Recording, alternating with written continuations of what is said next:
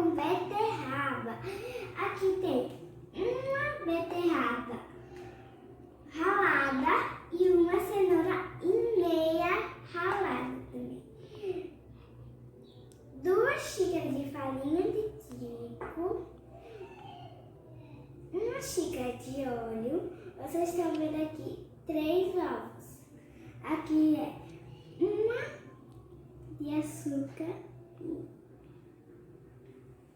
A gente vai misturar tudo aqui dentro, menos a farinha. Eu já botei todos os ingredientes, agora eu vou botar o açúcar.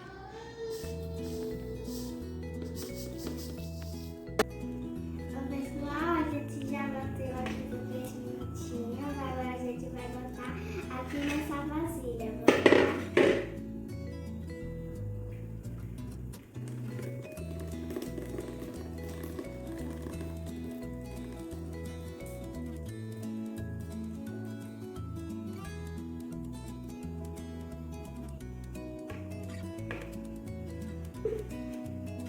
Agora a gente vai botar a farinha de trigo devagarzinho com essa colher.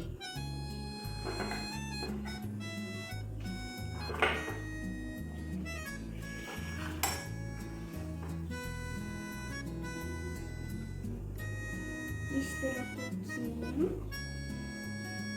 Bota.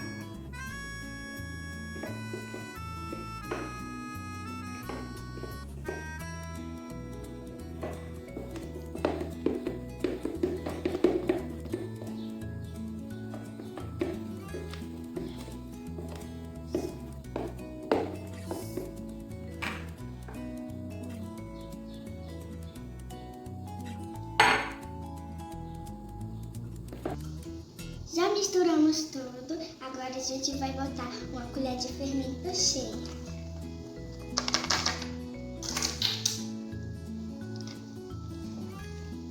Vamos misturar. A gente vai botar uma colher de leite, creme de leite, dessa quantidade. Aí a gente vai botar aqui.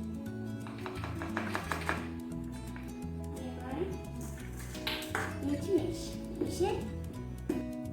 Agora a gente vai botar essa forma bem montada e botar a massa aqui dentro.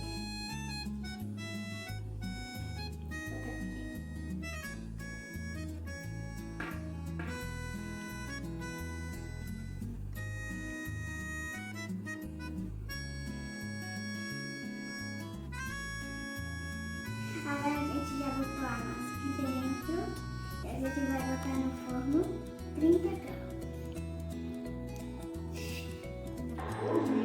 Oi pessoal, tudo bem? O bolo já ficou pronto, ele ficou fofinho e saudável e delicioso.